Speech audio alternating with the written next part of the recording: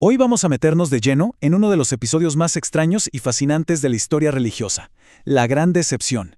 Es una historia sobre una profecía que falló, pero que, increíblemente, no terminó en un fracaso total. Y esa pregunta, la verdad, es el corazón de todo esto. No se trata solo de religión, sino de algo muy humano, la fe, la esperanza. ¿Y qué sucede cuando la realidad choca de frente con nuestras creencias más profundas? Para entender cómo miles de personas llegaron a creer esto, tenemos que empezar con un solo hombre, un granjero y su interpretación, bastante revolucionaria de la Biblia. Este es William Miller. Y no era un teólogo de élite ni nada por el estilo. Era un agricultor de Nueva York. Lo más curioso es que de joven era deísta, o sea, creía en un Dios creador pero distante, que no se metía en los asuntos del mundo. Pero algo cambió. Tuvo una conversión personal que lo llevó a estudiar la Biblia de una forma casi obsesiva, decidido a descifrarla por su cuenta. Pero, a ver, ¿cómo es que un granjero llega a una conclusión tan tremenda? Bueno, para Miller era casi como una fórmula matemática. Empezó con el paso 1. Encontró un versículo clave en el libro de Daniel que hablaba de 2300 días.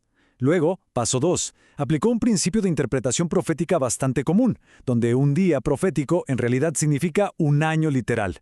Así que ya tenía 2300 años. Para el paso 3 necesitaba un punto de partida, y lo encontró, un decreto para reconstruir Jerusalén del año 457 a.C. El paso 4, la conclusión, era pura aritmética. Sumas 2300 años a esa fecha y te lleva directo a 1844. Y aquí está la clave de todo. Para Miller y sus seguidores, eso de la purificación del santuario no era algo simbólico. No. Significaba que Cristo iba a regresar para purificar la tierra con fuego. En otras palabras, el fin del mundo. Pero claro, esta idea no se iba a quedar en la granja de Miller, para nada. Muy pronto se extendió por todo el país, convirtiéndose en un verdadero clamor nacional.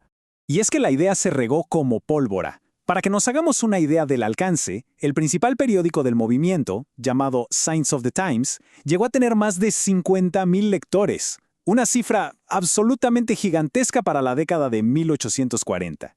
Y esto deja clarísimo que no eran un grupito marginal, Usaron métodos súper organizados, tenían sus propios periódicos, hacían conferencias, más de 100 campamentos e incluso tenían una carpa gigante para 4,000 personas. Era un movimiento muy bien estructurado. Y todo este fervor, toda esta preparación, nos lleva al momento cumbre, al clímax dramático de la historia, la Gran Decepción. La tensión se podía cortar con un cuchillo. La primera ventana de tiempo de Miller en marzo de 1844 llegó y pasó. Luego, otra fecha en abril, también falló. El movimiento parecía perder fuerza, hasta que en agosto un predicador llamado Samuel S. Snow revivió todo con el llamado Mensaje del Séptimo Mes. Él propuso una fecha final, una que según él era teológicamente perfecta, el 22 de octubre, que coincidía con el día de la expiación judío. Y así, ese día, miles de personas se reunieron. Imaginen la escena, familias enteras esperando en sus casas, en las colinas. Muchos habían vendido sus granjas, dejado sus trabajos, pagado todas sus deudas. Lo habían apostado todo, literalmente todo, convencidos de que ese día serían llevados al cielo. La fe era absoluta.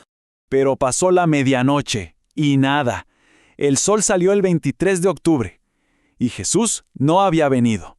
Un seguidor, Henry Emmons, escribió: «Esperé todo el martes y el querido Jesús no vino, enfermo de desilusión». Esa frase captura la devastación tan profunda y personal que sintieron. Y por si el dolor de la decepción no fuera suficiente, se le sumó la humillación pública. Los periódicos se llenaron de caricaturas, la gente se burlaba de ellos en la calle. Pero la burla pronto escaló a una violencia brutal. Les quemaron iglesias, atacaron a los creyentes. Su mundo se había derrumbado por dentro y ahora también por fuera. Pero justo aquí es donde la historia da un giro, uno que nadie se esperaba. Lo que pasó al día siguiente lo cambiaría todo. Una visión en un campo de maíz. Pensemos en esto por un momento. Es la mañana del 23 de octubre. Hiram Edson, un agricultor, un creyente devoto, está caminando por su maizal, totalmente destrozado por el dolor y tratando de evitar a los vecinos que se burlaban de él. Y fue ahí, en medio de esa desesperación, que Edson afirmó tener una revelación. Entendió algo. El cálculo no estaba mal, lo que estaba mal era el evento. Cristo no venía a la tierra ese día, sino que estaba empezando una nueva fase de su obra en un santuario celestial. Este fue el giro de 180 grados que lo salvó todo para ellos. A ver, la creencia de antes era que el santuario es la tierra, por lo tanto la profecía había fallado. Simple. Pero la nueva idea era radicalmente diferente. El santuario estaba en el cielo. Así, la profecía no había fallado, se había cumplido. Lo del 22 de octubre no era el fin del mundo, sino un evento invisible y celestial. Y esta nueva forma de ver las cosas no solo sirvió de consuelo para un grupo de creyentes destrozados, no, fue la semilla para la formación de nuevos movimientos religiosos. Y claro, el movimiento se partió en pedazos. Básicamente se abrieron tres caminos. Un grupo creyó que la puerta de la salvación se había cerrado ese día, y con el tiempo desaparecieron.